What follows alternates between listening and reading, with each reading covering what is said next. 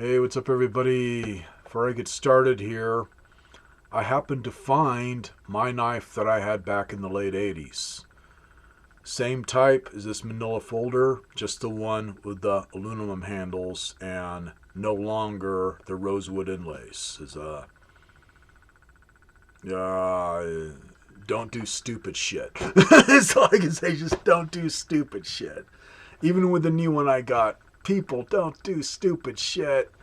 I'm getting it looking good, but man, it's taking me a bit. I'm just going really slow with it so I don't mess up the knife. I'm trying to keep it looking as nice as I can, because this one, I'm never getting rid of it. I've been wanting another one of these for a long time, so I just flipped out when the dude had one yesterday.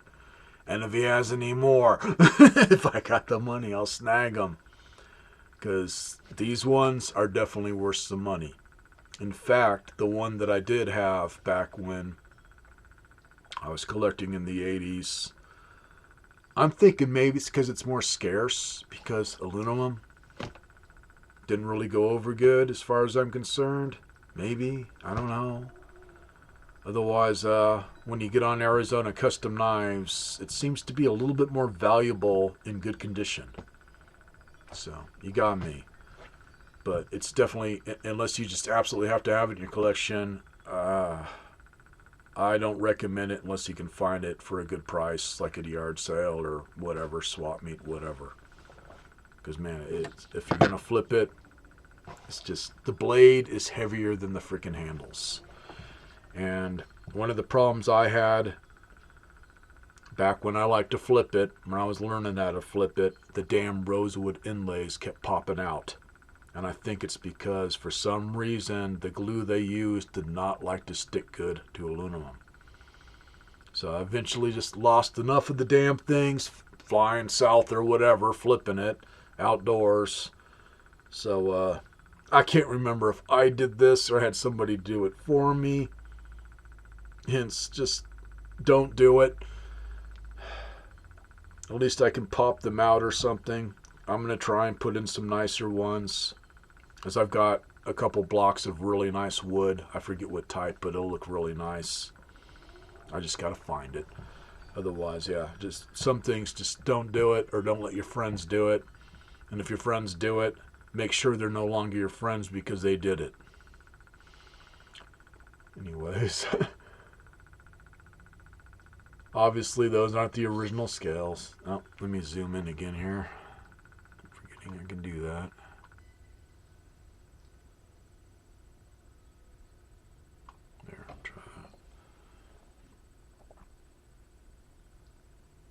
I can't even remember what type of wood that is. It's just whatever was laying around.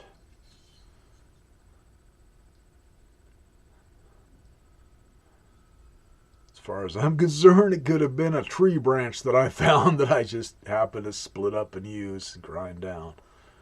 Otherwise, I've done a lot of polishing and stuff on the aluminum handles, because one of the other problems with this, it gets stained up really bad, tarnished and whatnot, if you don't just keep polishing up with just polishing wool or whatever. And the latch is also aluminum.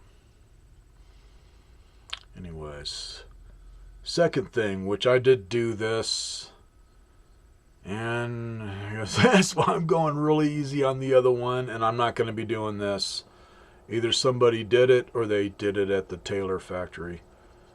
Anyways, see, I drilled my own holes there or whatever for the pin, because they didn't have anything. They just had it hitting right alongside the aluminum, and even that, it's a light flipper because of aluminum. I felt like I was going to eventually bust the handles up top there above the pins or whatever, just in that area, from it being squeezed together so hard when it's locked in the open position, because that pin was really pushing hard on it, so I felt like it was going to eventually crack it or whatever. Otherwise, stays closed all right, but open. The handles are literally touching each other, so not so great. And then this, Yeah, no longer a friend. As in, don't let somebody sharpen your knives. Do it your damn self.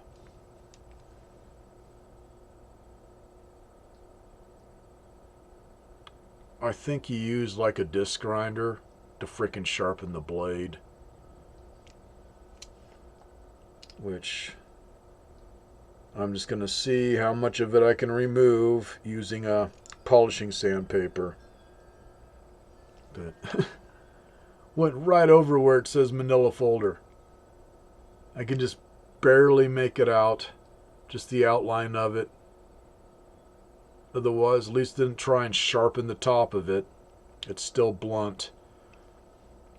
Where I think that was something to where either you could, if you were ordering directly from Taylor, I think they would do it for you, or a lot of knife companies that sold these would sharpen the top for you if you asked. Otherwise, just false edge there. But I was noticing on Arizona Knives, they got a lot of these for sale. Quite a few of them have that area sharpened. So I think that was it. Some of the knife dealers or whatever would just do it for you if you wanted somewhat double edge. It just makes it a bit more unsafe to flip, to where you gotta work on the handle there and have it in the right spot for your hand so that damn blade doesn't smack into it.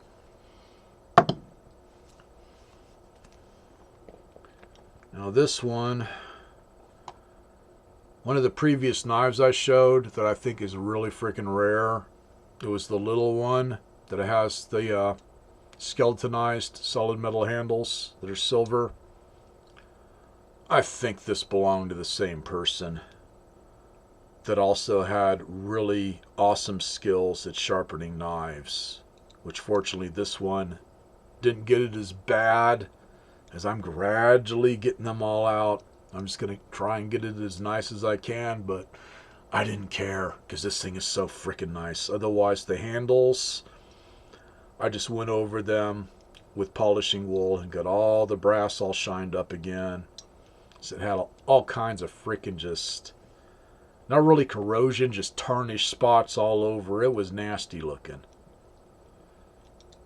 Not horrible nasty, but definitely nasty looking. It had never been cleaned. So I got all that cleaned off just using the lowest possible grade of steel wool. It's the type you can use to take the oxidation off your windshield. And just use that to buff it all up. But it came out looking really nice. And the rosewood scales still looked really nice. It's got a little bit I got to do on the latch there. See at the bottom of it. Those black areas, the whole latch, the bottom of it and the top of it was like that. And then on Nick's, for some reason it seems to have it all in that area, but yeah, there they are. I was able to get rid of a lot of them, and that was just lightly going over it with polishing sandpaper and then going over it with the polishing wool. But I was able to remove a lot of them. I don't know why it was all in that area, but it wasn't too horrible. Just a little light nicks. The other side looks way better. Man, beautiful freaking knife. I love anything that's brass. Just beautiful knife. And as you can see there, both of them have very thick blades.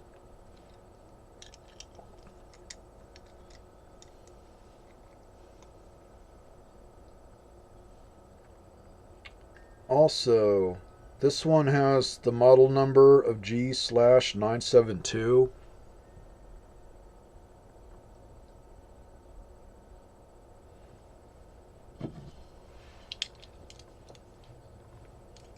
I can't even do a drop catch. It's just so goddamn light.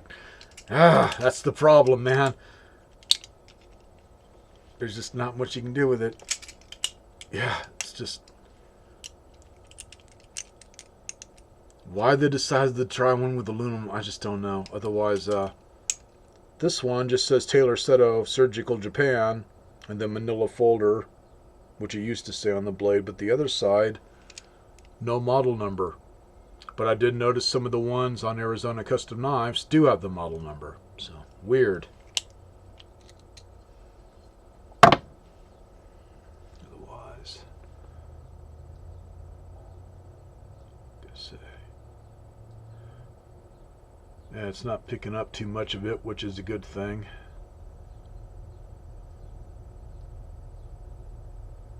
Kind of see there where I was working on it. This one does have the top sharpened. I think it was originally sharpened and then somebody tried to resharpen it and did a crap job. Maybe somebody's kid attacked it. I just don't know. I don't get it.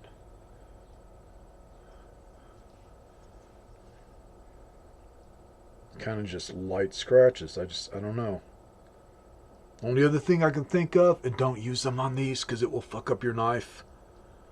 I'm almost wondering if somebody used one of those old school electric sharpeners for like kitchen knives where you just run it through. Those are fucking horrible. I think my dad had picked one up and I ran one of my pocket knives through and it fucked up the blade big time. And it kind of did some of that stuff to where it just scratched it up, but not only did it scratch it up, it just marred up the blade something fierce. There, you guys can see a little bit there. That's the worst of it. It's where I'm just gradually getting it better. Yeah, I've gotten to the point to where got about half of it from the handle up looking better. Otherwise, so freaking awesome to have one of these in freaking brass instead of aluminum. Say, way heavier handles. So, say, being it sharp, if you're flipping it, choke up. So that safe area will hit your finger if you're going to flip it. Otherwise, if you're holding it like this, boom, there goes one of your knuckles.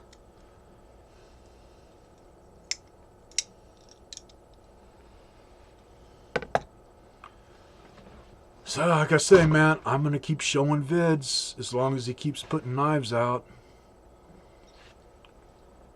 And even that I'm having to clean up this thing. This one, I do remember the price because this is all I picked up. $50. I've seen ones in worse shape going for over $100.